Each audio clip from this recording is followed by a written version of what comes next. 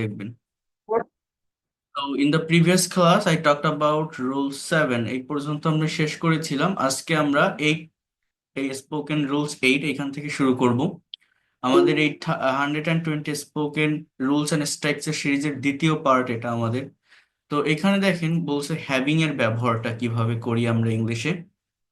কোনো ব্যক্তির কোনো কিছু নিয়ে সমস্যা হচ্ছে বোঝালে অথবা বাক্যের মধ্যে ইয়া বা ইয়ে উচ্চারিত হলে হ্যাভিং ব্যবহৃত হয়।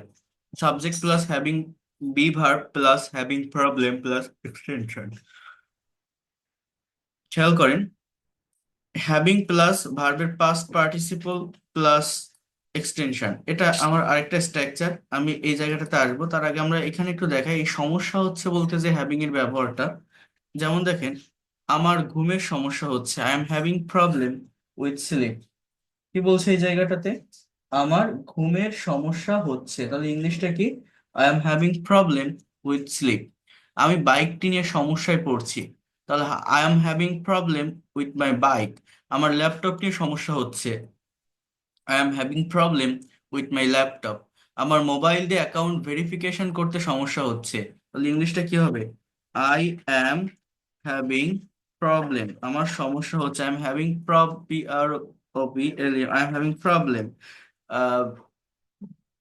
To verify my account with mobile, with mobile.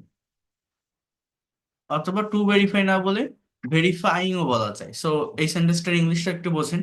I am having problem to verify my account with mobile, আমার মোবাইল দিয়ে অ্যাকাউন্ট ভেরিফাই করতে সমস্যা হচ্ছে। এইবার দেখেন, এইখানে যে সেন্টেন্স গুলো আছে সেটা হচ্ছে হ্যাভিং প্লাস ভি থ্রি, এটাকে ভার্বের পারফেক্ট পার্টিসিপল বলা হয় এবং এরপরে যে কোনো টেন্স ইউজ করা যায়। যেমন কম্পিউটার শিখিয়া আমি আমেরিকা যাব, এটা ইংলিশটা কেমন জানেন? দেখেন এই যে having learn, LEARNED, having learn computer, having learn computer, then কি হবে? I will go to USA, having learn computer, LEARNED, having learned computer, computer শিখিয়া I will go to USA, আমি আমেরিকা যাব। এ মাসের বেতন পেয়ে আমি একটি মোবাইল কিনবো, তাহলে হ্যাভিং। এবার দেখেন পাওয়া ইংরেজি কি? গেট, তাহলে পাস্ট পার্টিসিপল গট, তাহলে having goat salary, having goat salary. এবার ইংলিশটা কি হবে? I will buy, having goat salary I will buy a mobile, having goat salary I will buy a mobile.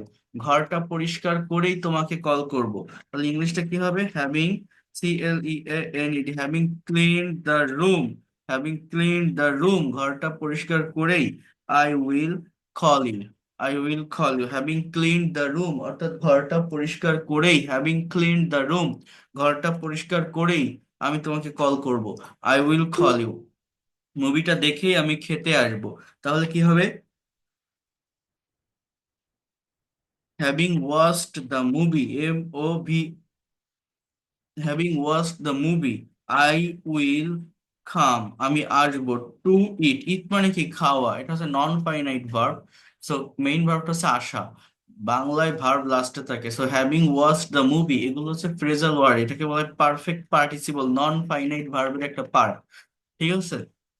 Having watched the movie I will come to eat, আমাকে দেখেই বাচ্চারা দৌড়ে পালালো। ইংলিশটা কি জানেন? কেউ বলতে পারেন এই সেন্টেন্সটার ইংলিশ কি হবে? আমাকে দেখেই বাচ্চারা দৌড়ে পালালো, ইংলিশ কি হবে? Anyone can say that?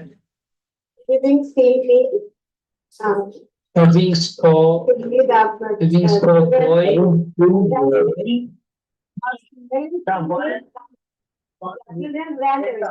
দেখেন সি মানে দেখা, সি মানে দেখা, এর পাস্ট ফর্ম স, এর পাস্ট পার্টিসিপল সিন, তাহলে হ্যাভিং সিন হবে।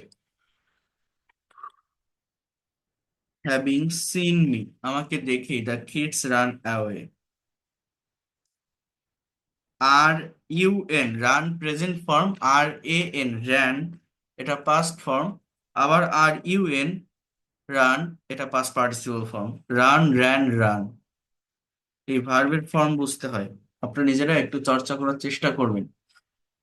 এবার দেখেন হ্যাভ ও হ্যাভিং এর ভিতর কতিপয় পার্থক্য। কারো কাছে কিছু চাওয়া অর্থে বা পাওয়া অর্থে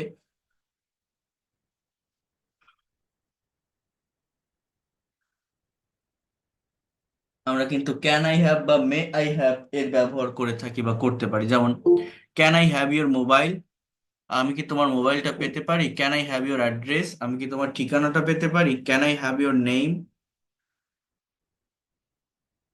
আমি কি তোমার নামটা জানতে পারি। Can I have a cup of tea, আমি কি এক কাপ চা খেতে পারি। Can I have your attention please, আমি কি আপনার দৃষ্টি আকর্ষণ করতে পারি। তাহলে এখানে কিসের ব্যবহার হচ্ছে, can I have. Try to understand here. দেখেন, হ্যাবের যে কন্টিনিউয়াস বা প্রোগ্রেসিভ ফর্ম সেটা হচ্ছে হ্যাভিং। এটা দুইটা সেন্সে ব্যবহার করা হয়। একটা হচ্ছে স্পেন্ডিং টাইম, অর্থাৎ আনন্দদায়ক সময় কাটানো, অথবা ইটিং বা ড্রিঙ্কিং, খাওয়া অর্থে হ্যাবের ব্যবহার হয়। যেমন আমি খুব ভালো সময় কাটাচ্ছি, I am having a good time, আমি দারুণ সময় কাটাচ্ছি, I am having a wonderful time. আমি গরিবদের সাহায্য করে মজা পাচ্ছি, I am having a lot of fun helping the poor. আমি ইংরেজি শিখে মজা পাচ্ছি, I am having a lot of fun learning English. খাওয়া অর্থেও হ্যাবের ব্যবহার হয়, I will have an ice cream, আমি এক কাপ আইসক্রিম খাবো, মানে আমি একটা আইসক্রিম খাবো। আই উইল হ্যাভ আইসক্রিম, আমি একটা আইসক্রিম খাবো। এক cup coffee Khan please, have a cup of coffee please, চলো এক কাপ কফি খাই, let's have a cup of coffee. আমি কিছু খাবো না, I won't have anything, I won't have anything, আমি কিছু খাবো না। কিছু করে দেখতে চাই বা চাওয়া অর্থে, আমি একটু চেষ্টা করে দেখতে চাই, I like to have a try. আমি তার সাথে কথা বলে দেখতে চাই, I like to have a talk with him. আমি জিনিসটা একটু দেখতে চাই, I like to have a look at it, I like to have a look at ইট। বিভিন্ন পলাইট এক্সপ্রেশনে কিন্তু এই হ্যাভ এর ব্যবহার হয়। যেমন have a seat, have a little more, have a look at it. দেখেন তো এটা কি, have a look at it. আরেকটু নিন, have a little more, have a seat, বসুন। প্রত্যাশামূলক বাক্যে have a nice day, have a nice trip, have a nice dream. I won't have doing, অনুমতি না দেওয়া বোঝাতে will not have, I mean won't have, plus object plus ভার্বের সঙ্গে ING. যেমন দেখেন, এটা কত প্র্যাকটিক্যাল একটা সেন্টেন্স। এগুলো হচ্ছে মেইনলি পজিটিভ ভার্বের পার্টের ভিতর যায়। আমি তো আপনাদের পজিটিভ ভার্বের উপর একটা ক্লাস কি নিয়েছি, কারণ কেউ কি বলতে পারেন আমি কি পজিটিভ ভার্বের ক্লাস নিয়েছি আপনাদের। না স্যার, নো স্যার, এটা টুয়েলথ করে positive positive verb, relative pronoun, conditional sentence, এই টপিকগুলোর উপরে ক্লাস করতে হবে। আমি ক্লাস নিব, জাস্ট একটু ওয়েট করেন। আগে এগুলো আমরা একটু কভার করি। দেখেন তাহলে, আমি তোমাকে ধূমপান করতে দিতে পারি না, I won't have you smoking. আমি তোমাকে মিথ্যা বলতে দিতে পারি না, I won't have you telling lie. আমি তোমাকে রাতে বাইরে যেতে দিতে পারি না, I won't have you going out at night. আমি তোমাকে খেতে দিতে পারি না, I won't have you eating. তাহলে আমি তোমাকে ঘুরতে দিতে পারি না, I won't have you visiting. আমি তোমাকে নাচতে দিতে পারি না, আই ওন্ট মানে will not have you dancing. I won't have you playing, আমি তোমাকে খেলতে দিতে পারি না, I won't have you writing. আমি তোমাকে লিখতে দিতে পারি না। এবার দেখেন রুল নাম্বার 9, সেটা হচ্ছে হাউ খাম, মানে কিভাবে বা কি কারণে। হাউ কাম প্লাস, এটা জাস্ট একটা ফ্রেজাল ওয়ার্ড, এরপরে একটা ক্লজ বসবে, অর্থাৎ আলাদা সাবজেক্ট ভার্ব থাকবে। So how come you are so upset, কি কারণে তুমি এতটা হতাশ। How come you made a great mistake, কিভাবে তুমি এত বড় ভুলটি করলে। How come you can not make a decision, কি কারণে তুমি কোনো সিদ্ধান্তে আসতে পারো না। How come you can not make a decision. How come we never agreed, কি কারণে আমরা কখনোই একমত হতে পারি নাই। How come you prepare yourself for the BCS, কিভাবে তুমি নিজেকে বিসিএস এর জন্য প্রস্তুত করো। How come your company made a huge profit, কিভাবে তোমার কোম্পানি এতটা সফল লাভ করেছিল। হাউ কাম, দেখেন এখানে একটা নোট আছে, এবং এই জায়গাটাতে বলছে যে ইনফর্মাল স্পিকিং এ হাউ কাম ব্যবহার হয়। শুধুমাত্র হাউ দিয়েও এই কথাগুলো বলা যায়। হাউ মানেও তো আপনারা জানেন যে কিভাবে, how did you do it, তুমি কিভাবে এটা করলে। কিন্তু ইংরেজিতে স্মার্টলি কথা বলতে নেটিভ স্পিকাররা প্রায়শই হাউ কাম ব্যবহার করে থাকে। যেমন how come did you do it. এরপর হচ্ছে 10, দেখেন ইয়েট টু মানে এখনো কিছু করিনি বা করেনি। বাক্যে এখনো কিছু করিনি বা করেনি এরকম বোঝালে ইয়েট টু ভার্বের ব্যবহার হয়। Subject plus am is are plus yet to plus verb plus extension, এই স্ট্রাকচারটা একটু বুঝে রাখেন। আমি এখনো বিয়ে করিনি, I am yet to marry, আমি এখনো কাজটা করিনি, I am yet to do the work.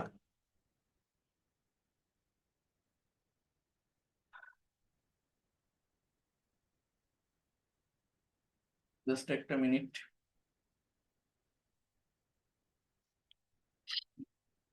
আমি এখনো তাকে টাকা দেইনি, I am yet to give him money. আমি এখনো বাজারে পৌঁছাইনি, I am yet to reach the market. আমি এখনো ভাত খাইনি, I am yet two eat rice. আমি এখনো বই পড়িনি, I am yet two read বুক। আমি এখনো বাজারে যাইনি, I am yet two go to market. মানে ওই ইয়েট টু শব্দটা ওইটাই একটা নেগেটিভ মিনিং দিয়ে দেয়, ওইটা বসালে সেন্টেন্সটা নেগেটিভ করা লাগে না। তো নিজেরা এটা একটু করবেন। হার্ডলি, এটাও একটা নেগেটিভ মিনিং দেয়। হার্ডলি মানে খুবই কম, হার্ড না কিন্তু, এটা কিন্তু একটা অ্যাডভার্ব। এই যে হার্ডলি যে শব্দটা, এটা অ্যাডভার্বিয়াল ওয়ার্ড, ঠিক আছে? খুবই কম, কদাচিৎ বা প্রায় না। এবং এটাও কোনো সেন্টেন্সে বসলে সেটা নেগেটিভ একটা মিনিং দেয়। যেমন আমি খুবই কম চা খাই, আই হার্ডলি টেক টি। তুমি আমাকে খুবই কম ভালোবাসো, ইউ হার্ডলি লাভ মি। ইদানিং তোমাকে দেখাই যায় না, you are hardly seen this days. তুমি ইদানিং আমার সাথে ঘুরতে বের হও না, you you hardly hanging out with me. ঠিক আছে? এই বিষয়গুলোকে আমাকে একটু বুঝতে হবে। হ্যাং আউট হবে, সরি, হ্যাঙ্গিং না, হ্যাং আউট উইথ মি। আচ্ছা, I can hardly wait to see you. তোমাকে দেখার অপেক্ষা আর সইছে না, আমি আর সহ্য করতে পারছি না, I can hardly wait to see you. অর্থাৎ এই হার্ডলি কিন্তু একটা নেগেটিভ মিনিং দিয়ে দেয়, এটা বসালে সেন্টেন্সটাকে আর নেগেটিভ করা লাগে না। যেমন আপনারা যারা ট্যাগ কোশ্চেন সলভ করছেন, আপনারা জানি না করেছেন কিনা সবাই।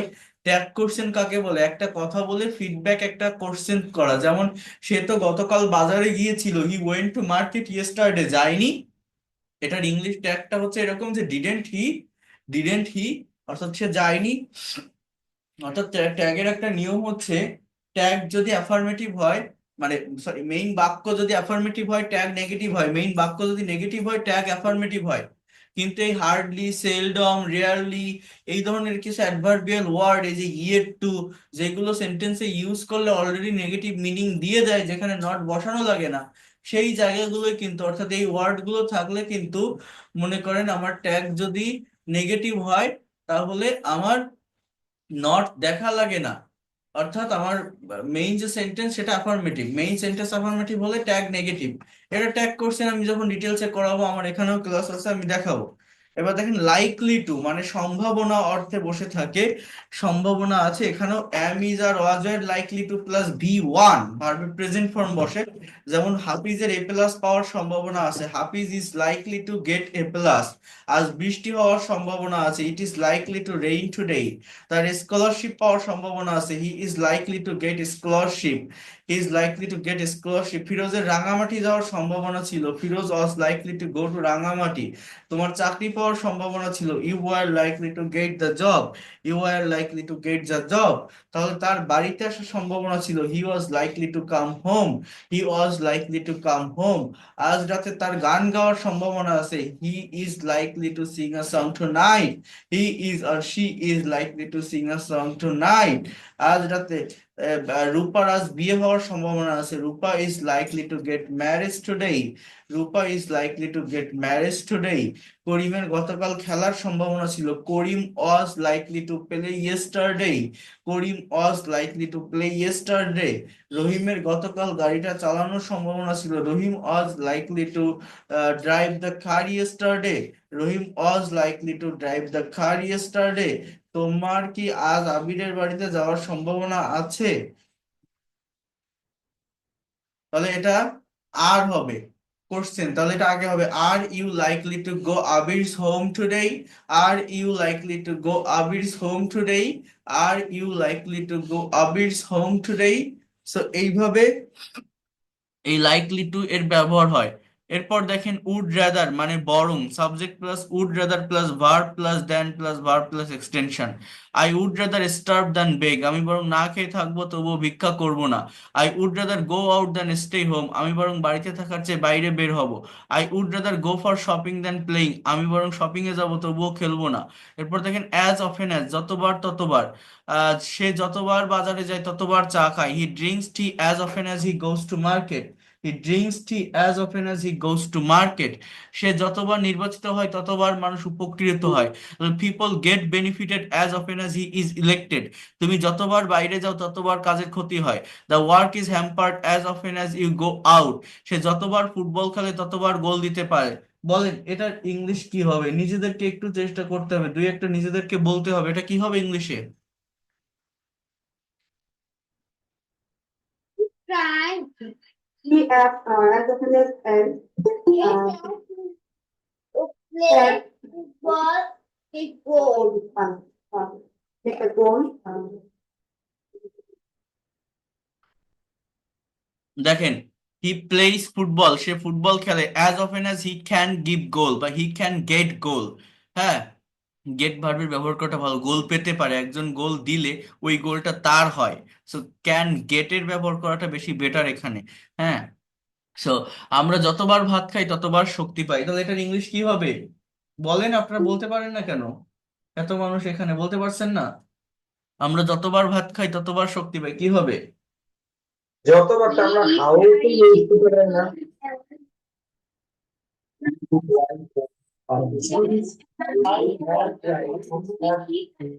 বোঝার চেষ্টা করেন। অ্যাজ অফেন অ্যাজ, ঠিক আছে? তাহলে উই ইট রাইস, আমরা ভাত খাই, দেখেন এই যে as often as we eat rice, as often as we get energy. আর তো কিছু না, জাস্ট এইটুকু কথা। We get energy as often as we eat rice, we eat rice as often as we get energy, যে কোনো একটা clause আগে আনতে পারেন। তুমি যতবার বই পড়ো ততবার ভালো রেজাল্ট করো। You get a good result as often as you read book. সে যতবার আমার কাছে আসে আমি ততবার খুশি হই। I am happy as often as he comes to me. So এইভাবে এই সেন্টেন্স গুলো নিজেরা একটু করার চেষ্টা করবে, নিজেদেরকে একটু ভাবে করতে হবে। দেখেন, ইট ইজ হাই টাইম মানে উপযুক্ত সময়, এটাই প্রস্তুতি গ্রহণের উপযুক্ত সময়। It is high time to take preparation, এটাই প্রস্তুতি গ্রহণের উপযুক্ত সময়। It is high time to take preparation, it is high time to take preparation. এটা তোমার ক্যারিয়ার গড়ার উপযুক্ত সময়। It is high time to build your career, এটা ইংরেজি শেখার উপযুক্ত সময়। It is high time to learn English, এটা ইংরেজি শেখার উপযুক্ত সময়। এই সমস্যাটিকে সমাধান করার এটাই উপযুক্ত সময়। It is high time to solve this problem, এটাই উপযুক্ত সময় আমাদের খারাপ অভ্যাস পরিত্যাগ করার। It is high time to put away our bad habits, it is high time to put away our bad habits, এটাই বই পড়ার উপযুক্ত সময়। It is high time to read book, এটা গল্প করার উপযুক্ত সময়। It is high time to gossip, গল্প করা ইংরেজি হচ্ছে চ্যাট বা গসিপ এটা বলা যায়। এটা তোমার সাথে কাটানো উপযুক্ত সময়। বলেন এটার ইংলিশ কি? এটা তোমার সাথে কাটানোর উপযুক্ত সময়, এটা ইংলিশ কি?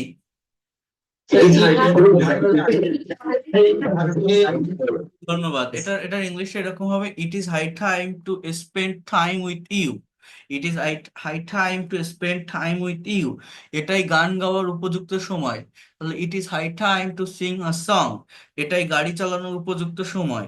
ইট is high time to drive a car, এটাই পিকনিক করার উপযুক্ত সময়। It is high time to do picnic.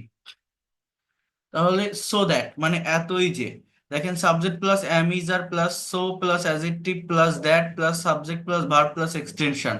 এই সো দ্যাট, এটা এটা খুব সুন্দর একটা স্ট্রাকচার। এখানে একটু বোঝেন যে আমি ইংরেজিতে এতই দুর্বল যে পরীক্ষায় পাশ করতে পারি না। I am so weak in English that I can not pass in exam, I am so weak in English that I can not pass in exam. Chinese ভাষা এতই কঠিন যে আমরা পড়তেই পারি না। Chinese language is so hard that we can not read, Chinese language is so hard that we can not read. Jafar এতই মোটা যে সে দৌড়াতে পারে না। Jafar is so fat that he can not run.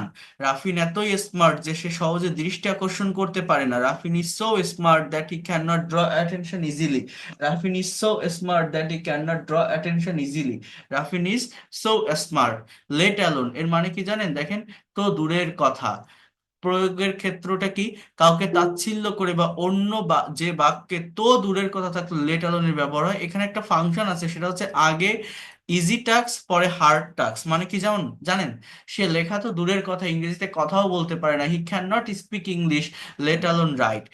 তুমি বাঘ তো দূরের কথা, বিড়ালও মারতে পারবে না। You will not be able to kill a cat let alone tiger. মানে লেট অ্যালোনের পরে কঠিন কাজটা বসবে। অর্থাৎ বাঘ মারা সহজ না বিড়াল মারা সহজ?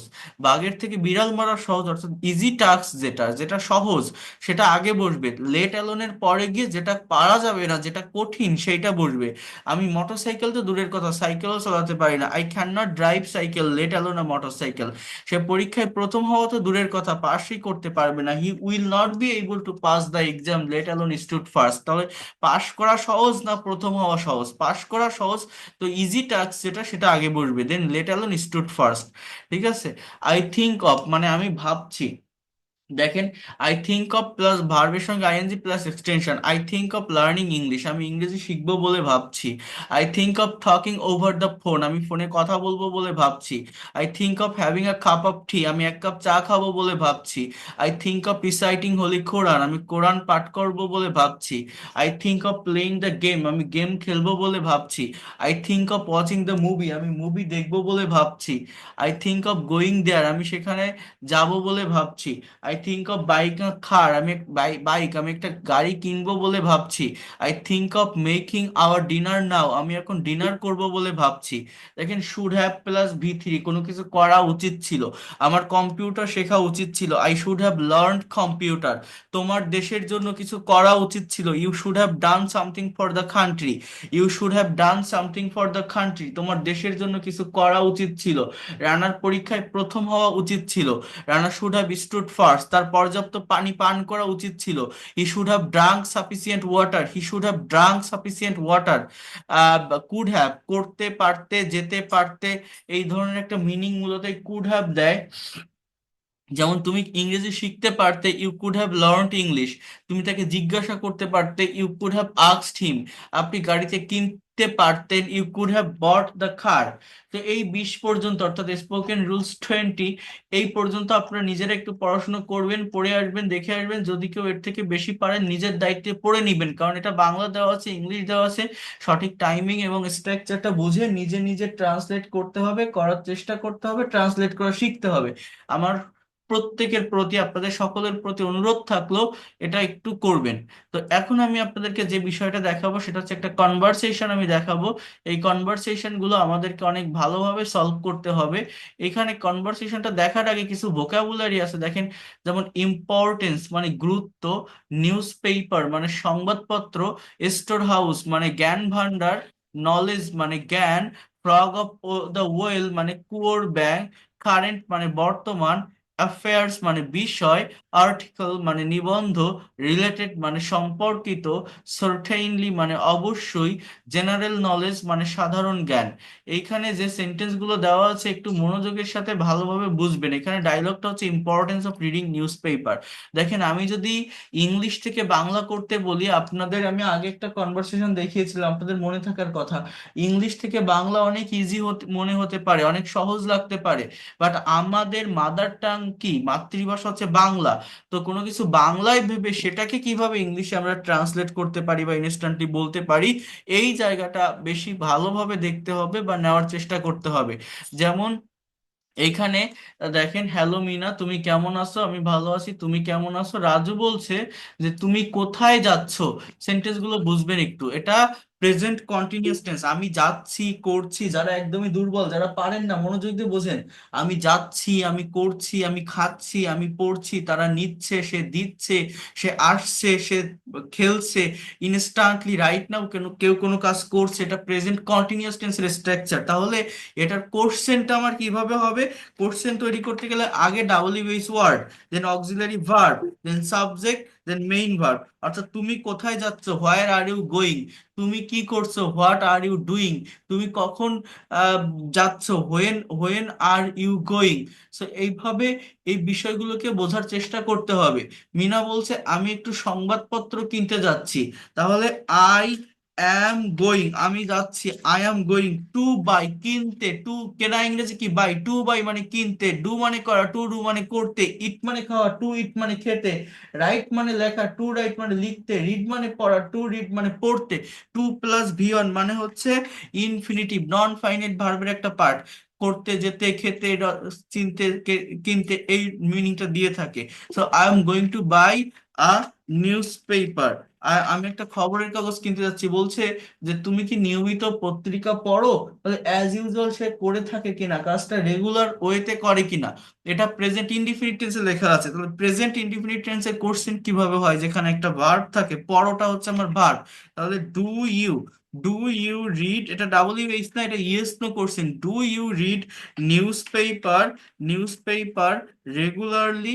ইংলিশে কি হবে? Do you read news paper, বোঝার ট্রাই করেন। Regularly, do you read news paper regularly, বলছে অফকোর্স। তুমি পড়ো না? অফকোর্স।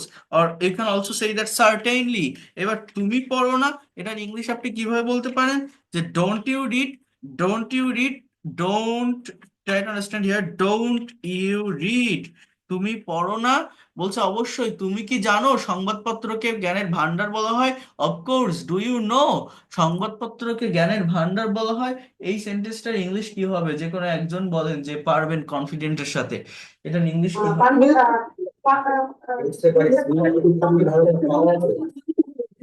ধন্যবাদ। দেখেন এটা হচ্ছে প্রেজেন্ট ইনডিফিনিট টেন্সের প্যাসিভের স্ট্রাকচার। প্রেজেন্ট ইনডিফিনিট টেন্সের প্যাসিভের স্ট্রাকচার হচ্ছে অ্যাম ইজ আর প্লাস ভি3। তাহলে সংবাদপত্রকে জ্ঞানের ভান্ডার বলা হয়, newspaper is called, newspaper is called, news PAPER, newspaper is called the store house, STORE, store house of knowledge. So do you know newspaper is called, এই is called কেন লিখলাম? যেহেতু আমি যদি বলতাম যে আমরা সংবাদপত্রকে জ্ঞানের ভান্ডার বলি, তাহলে আপনি বলতে পারতেন যে we call news paper the store house of knowledge. But সংবাদপত্রকে বলা হয়, নিউজ পেপারকে বলা হয় প্যাসিভ ভয়েস, এটা এই সাবজেক্টটা ইনঅ্যাক্টিভ। তাহলে newspaper is called, newspaper is called the store house of knowledge.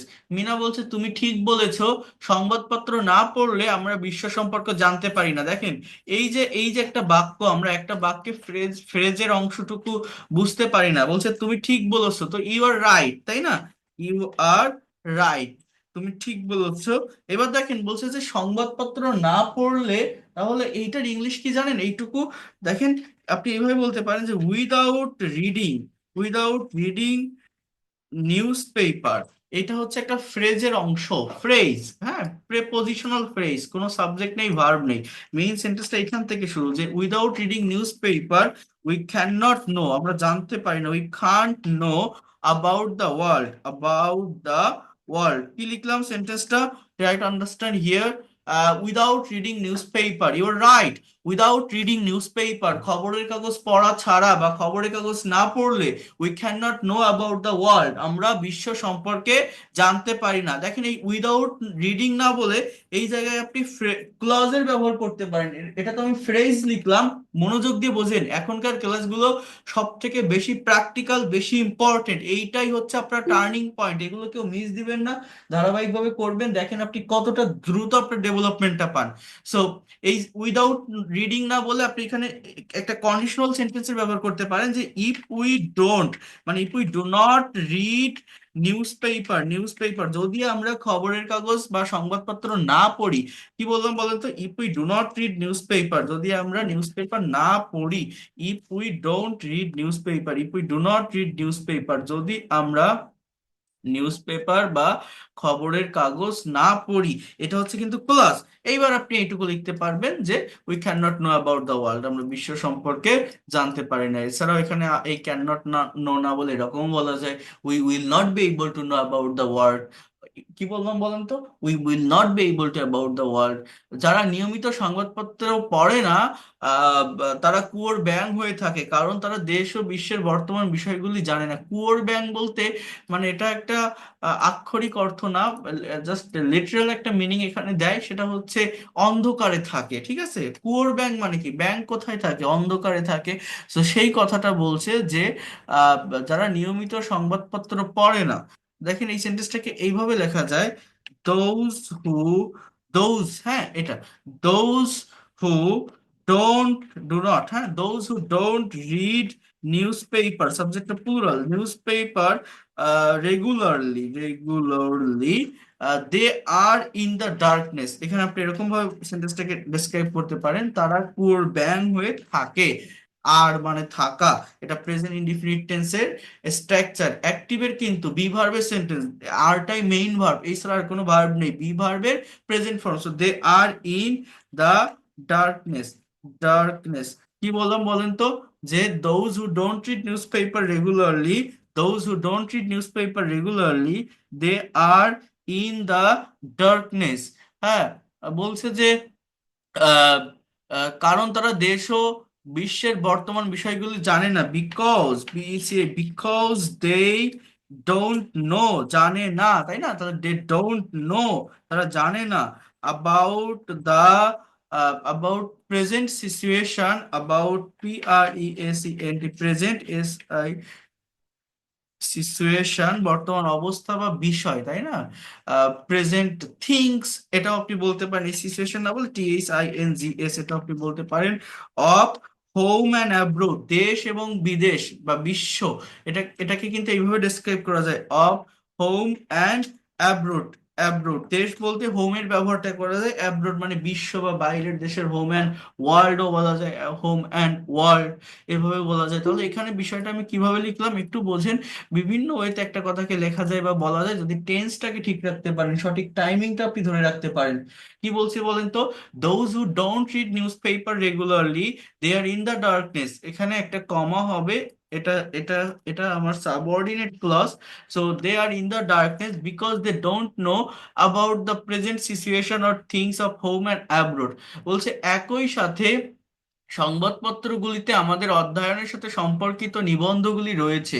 তাহলে একটা জায়গায় কোনো কিছু আছে, কোথায় আছে, সংবাদপত্রগুলিতে, এখানে দেয়ারের ব্যবহার হবে, কোনো একটা জায়গায় কোনো কিছুর অবস্থান বা অস্তিত্ব বোঝাতে দেয়ারের ব্যবহার হয়। তাহলে একই সাথে in this way there are so many article.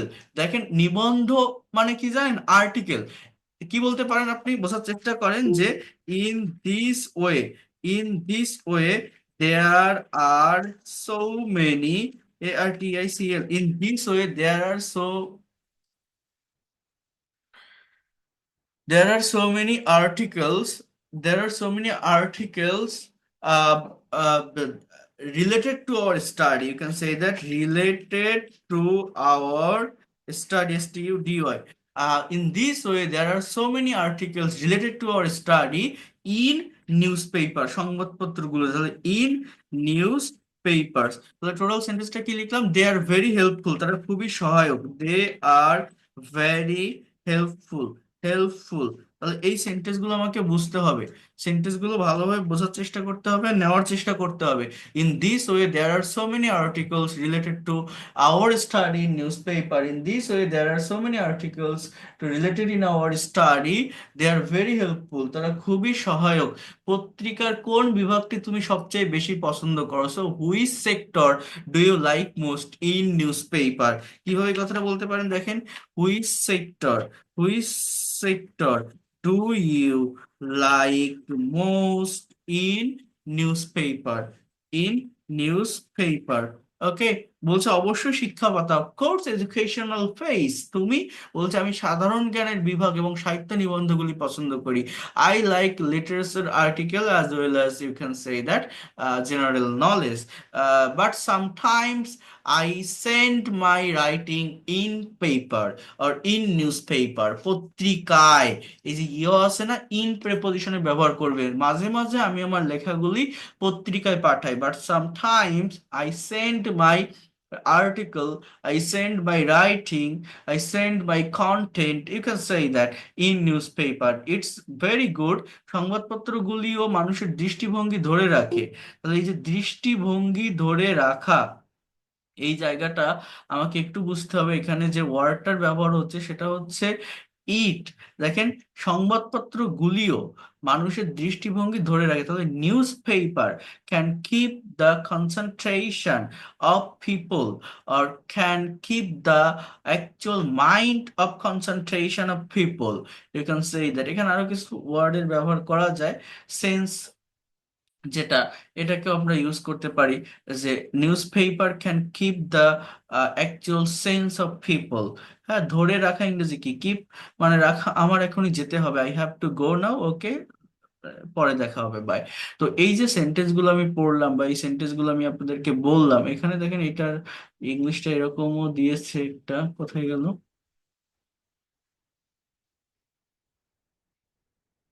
এই যে নিউজ পেপার, আমি ক্যান কিপ বলছি, বাট এখানে বলছে আপহোল্ড পিপলস ভিউ টু, মানুষের দৃষ্টিভঙ্গি ধরে রাখে। তো যাই হোক, বিভিন্ন হয়তো একটা কথাকে বলা যায়।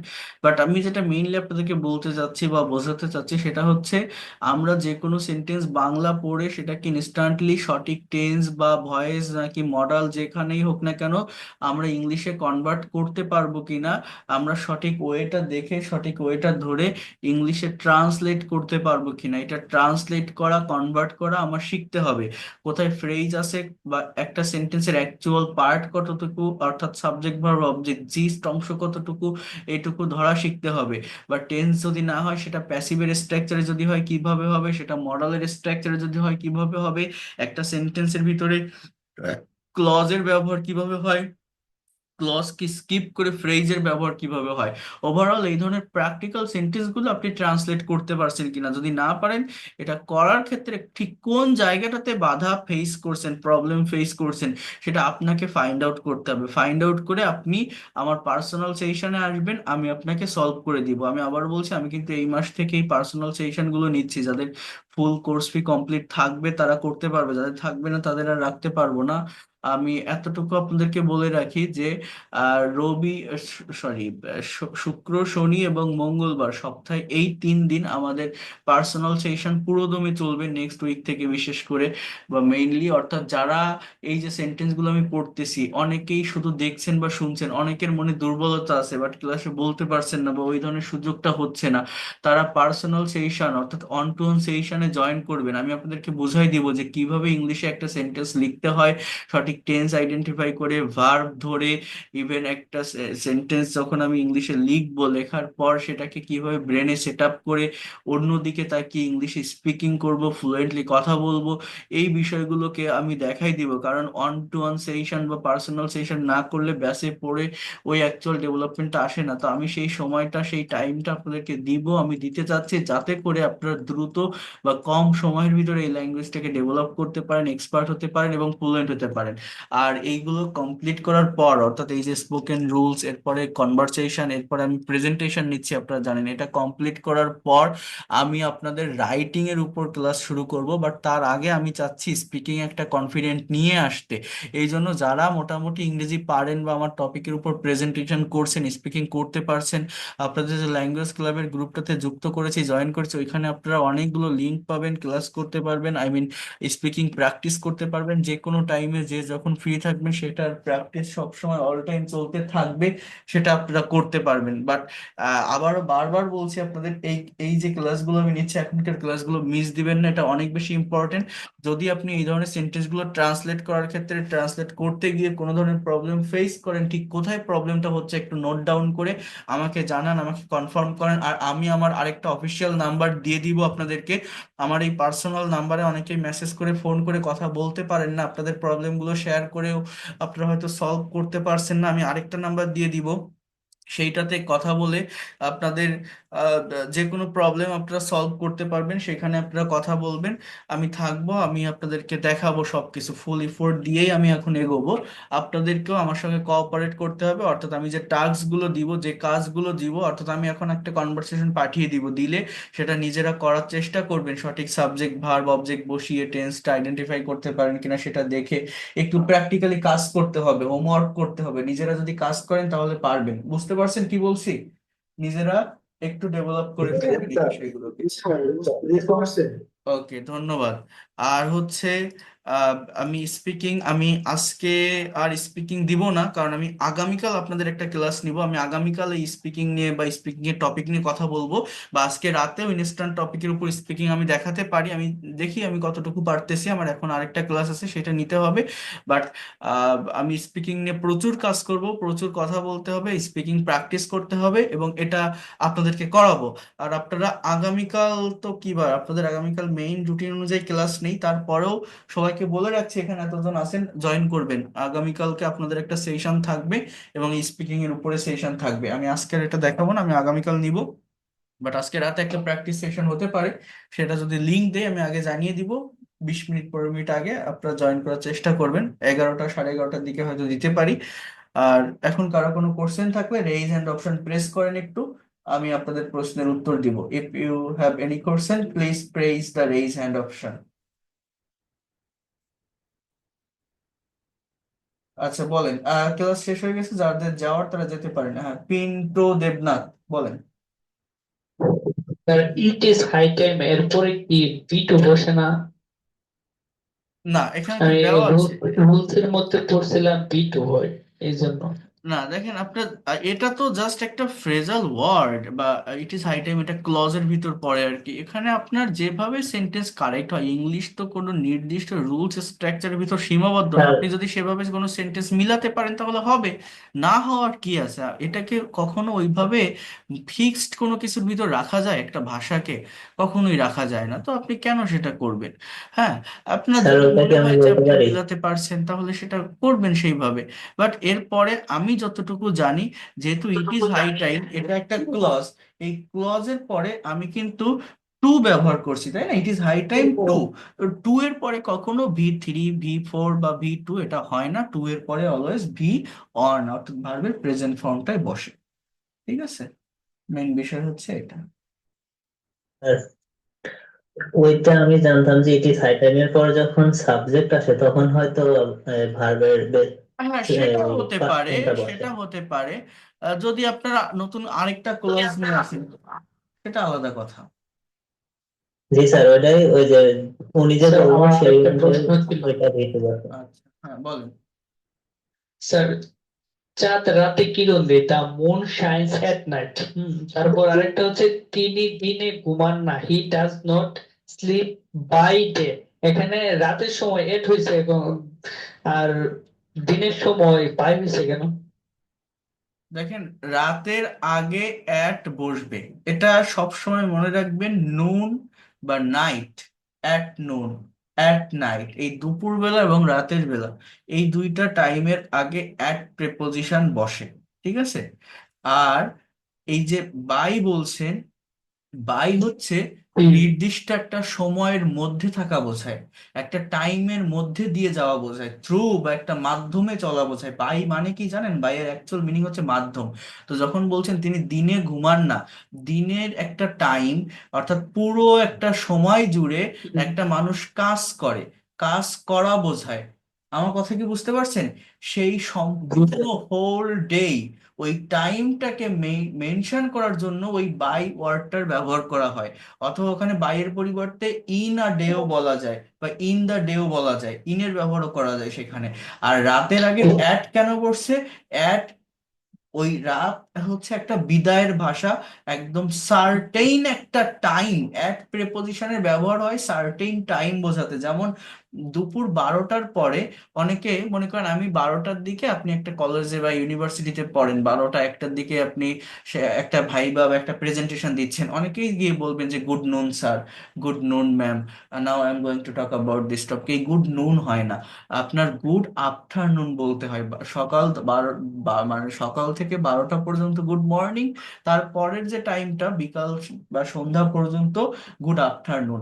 আবার সন্ধ্যা 6টা থেকে রাত 10টা 11টা হলেও সেখানে গুড নাইট বলতে হয় না। যেমন রাত 11টায় আপনাকে একটা প্রেজেন্টেশন নিতে যাচ্ছি, আপনি গুড নাইট বলে যদি শুরু করেন, এটা প্রেজেন্টেশন আপনার হবে না, কারণ গুড নাইট একটা বিদায় ভাষা, শেষ করার মুহূর্তকে গুড নাইট বলা হয়।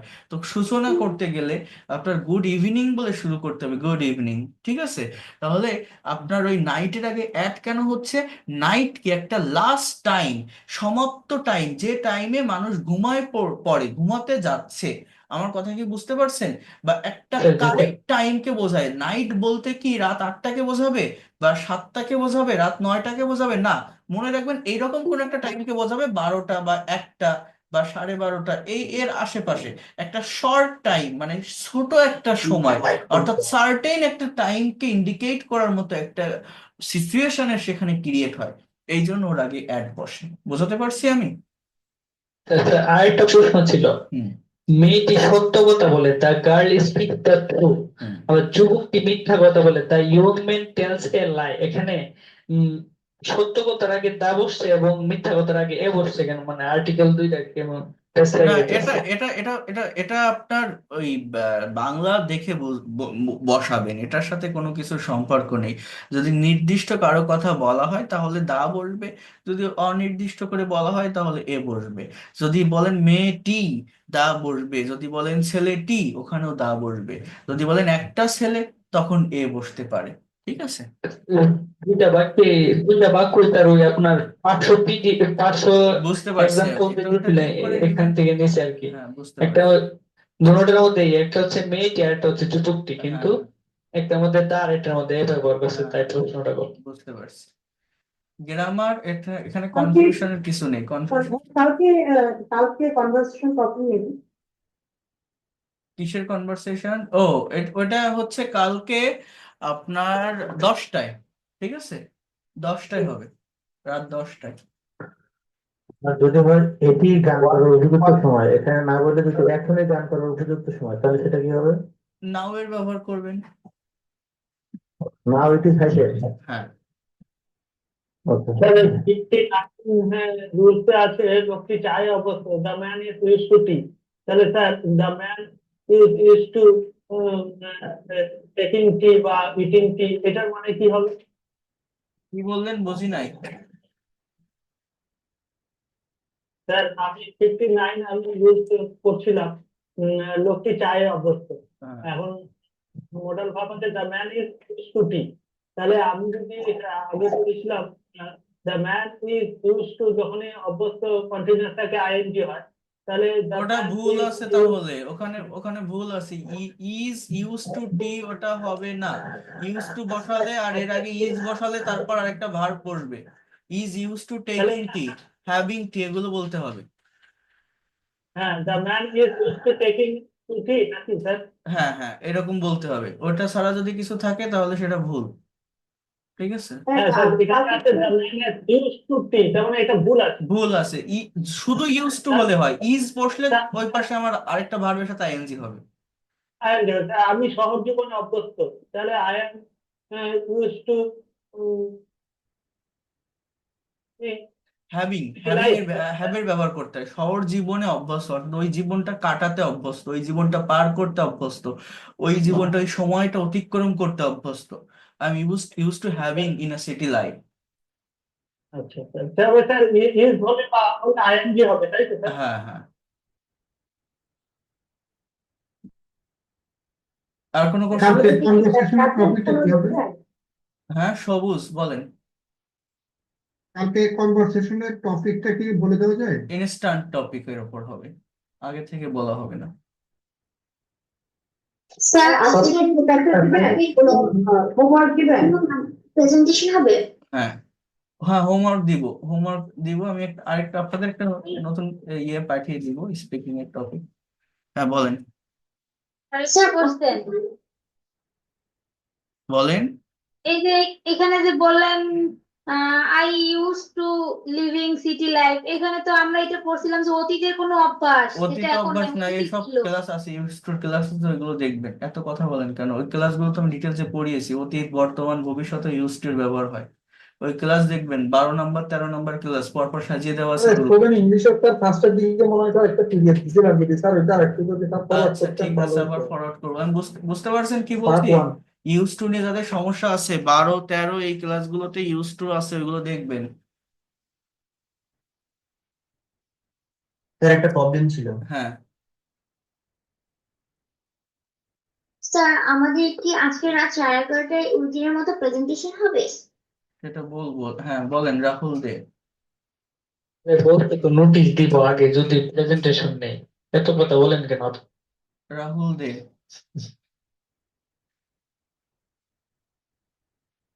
হ্যাঁ, রনি। এত খাবার কেন রনি। সবাইকে? আচ্ছা ঠিক আছে, তাহলে ভালো থাকেন। That's all for today, and see you in the next class. Okay. আর এগুলো আমি পাঠিয়ে দিব, একটু আর্লি কমপ্লিট করবেন সবাই।